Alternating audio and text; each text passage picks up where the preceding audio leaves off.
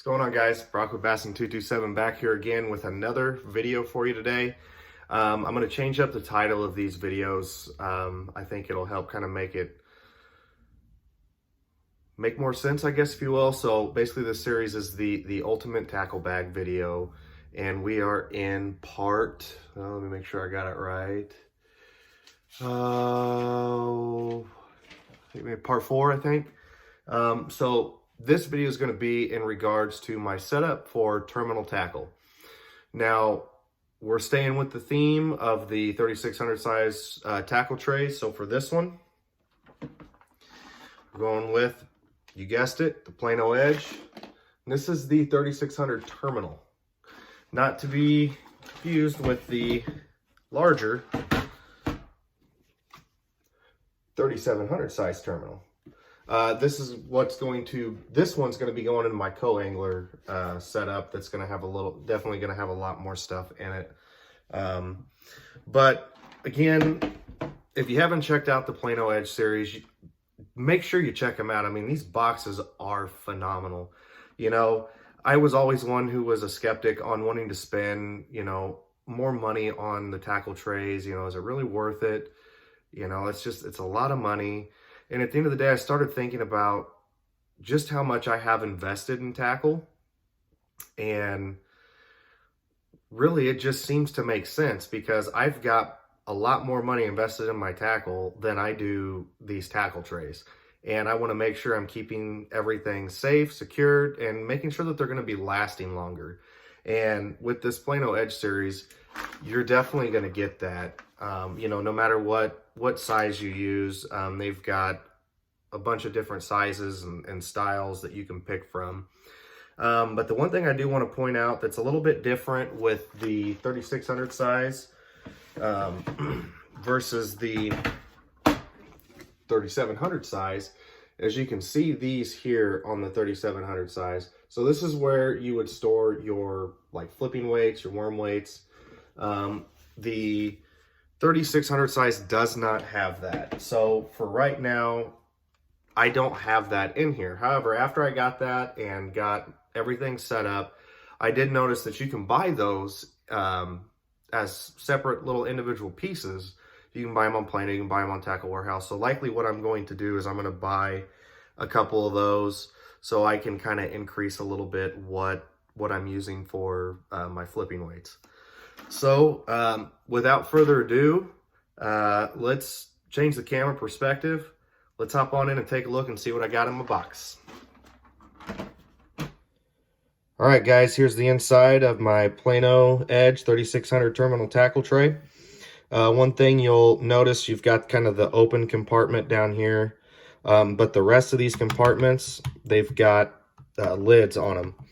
So therefore, they're going to keep hooks, weights, whatever you want to put in there. It's going to help keep them secure and from jumping out and all that good stuff. So we'll start up here at the top.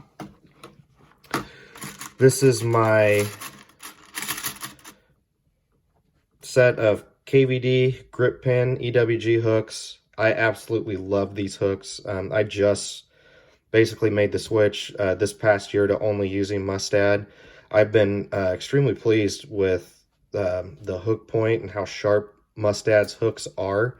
I had been using the treble hooks on updating the crankbaits, but this is primarily the hook that I use mainly for flipping. I do have some instances where I am in a little bit heavier cover, and I'll show you the hook that I use for that. But this has been my go-to mainly, especially for the ponds. So this is I think it says a 4/0, so I keep a bunch of the 4/0s in there. And then here, the grip pin max flip hook. I really like their keepers that they have. I've tried a lot of different hook brands, and the keepers have always been a major issue for me with a lot of these brands. Mustad's really done their homework, and they've got this figured out. I mean, their keeper, I mean, even going back to the grip pin EWGs, I mean, they hold the bait secure and they work great. Again, this is a 4/0. This is the flipping hook, especially if I'm getting into heavier cover, which some of the ponds that I fish do have that heavier cover. I go with this. Again, sticky sharp hook. Definitely a big fan of this hook. Next, I've got my Missile Baits Ned Bomb heads. I absolutely love these things. Let's see if we can get it to focus here.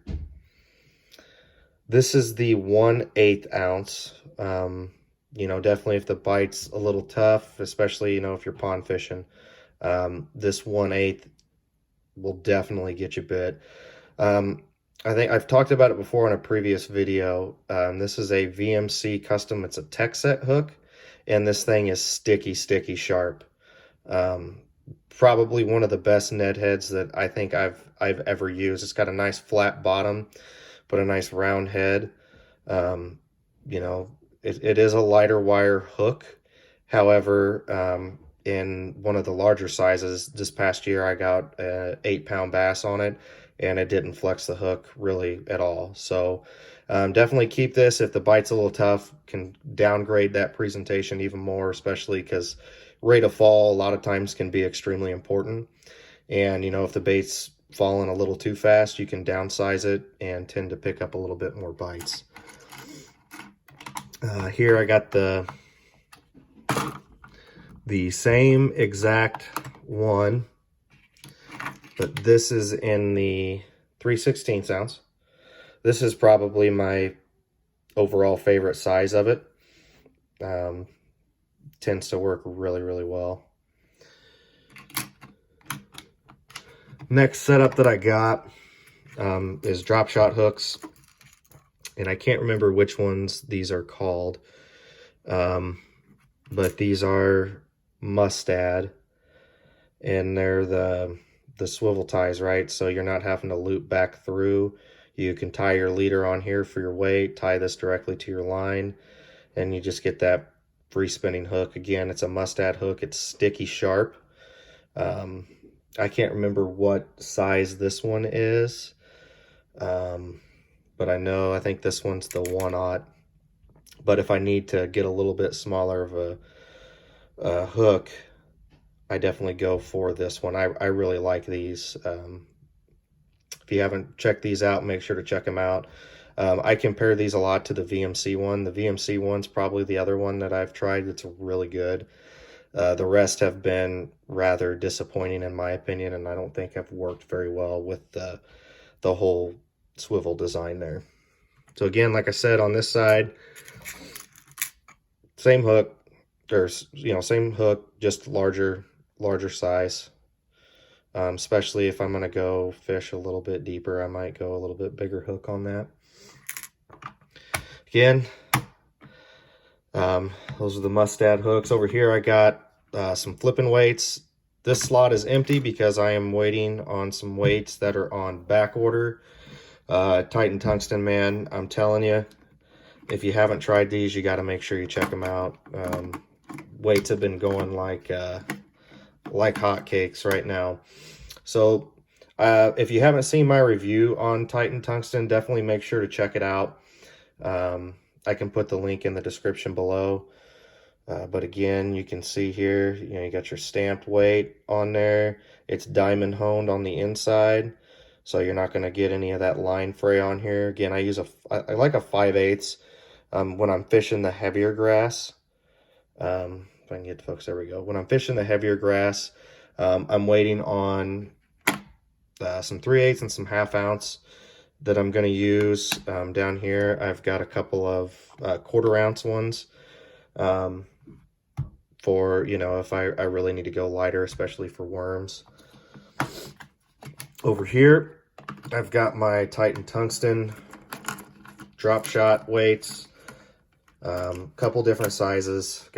I keep, you can get the focus here. Where is it? There it is. Coming to focus. 3/16 ounce. And I love that it's the full ring line tie. I hate the pinch ones with a passion, and these just, it works so much better. 3/16 is probably my favorite overall, especially if I'm, you know, fishing in the pond. But I will go,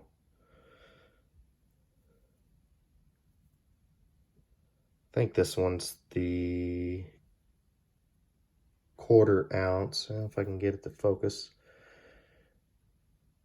Anyways, that's 1/4 ounce, so if I want a little bit faster fall, I'll go with that. I'm not going to get these ones out. These are just standard, like a standard drop shot hook from Trocar. Those were my go-to drop shot hooks for a long time, so I wanted to throw a couple of those in there just as some extra. Over here, I've got some more Ned Ball, missile baits Ned Ball heads. These ones are in the 1/4 ounce. Great overall bait, especially you throw a small little swim bait on there. This thing works great as a swim bait head. But definitely have caught plenty of fish on these. This is probably my second favorite size.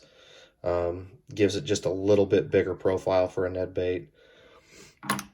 Couple colors, I got black and then the plain, because at the time I got these plain, they didn't have any of the other colors out. So shout out Missile Baits on those. I'm telling you, if you have not checked out these Ned Ball heads, definitely check them out. I will argue till I'm blue in the face that these are the best in the business. Couple sides here just for my bobber stops. Some things will likely change with those, but for the time being, I just keep my bobber stops in there. And for the life of me, I was hoping, I'll have the link in the description and the name of what these shaky heads are. I came across these one day at Shields a couple years ago, and a guy that was there had brought them up to me. He said these are probably the best shaky head he's ever used.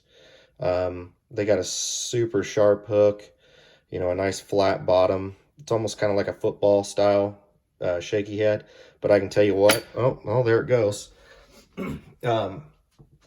These are the best shaky head that I have used thus far. I've got some more that I'm going to try out this year. I want to try some more that aren't the EWG style, but definitely I'll put a link in the description below. I do know these are a little bit more expensive, and you know, I'm all about being able to save money, and so I'm going to try to see if I can find what else works. So if you have any recommendations, definitely leave them in the comments down below, because the one complaint I will have with these is, you know, after so long, this head where the hook connects in, this head will get loose and it'll start rocking, and I tend to lose a little bit more fish at that point, but that's usually quite a few fish in.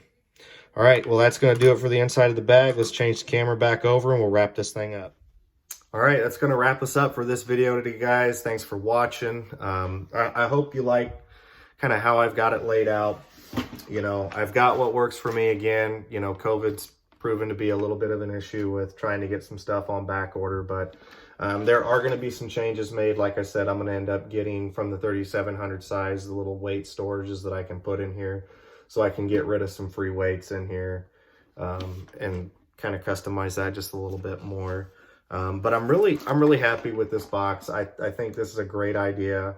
And, you know, if you're looking to organize your terminal tackle, whether it's this 3600 size or it's the 3700 size, give this Plano Edge box a look. These are the more pricier side of their tackle trays, but to me, especially when it comes to terminal tackle, you want to make sure that you've got it safe, secure, free from rust, all of that, because this is the one piece of equipment that I feel is going to rack up the dollar signs pretty quick, especially if you're constantly rusting.